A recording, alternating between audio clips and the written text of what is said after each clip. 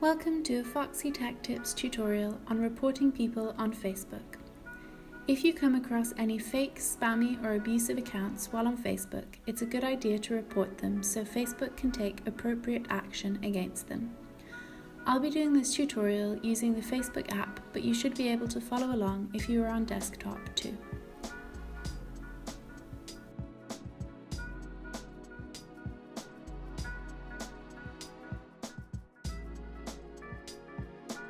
Go to the profile page of the person you want to report.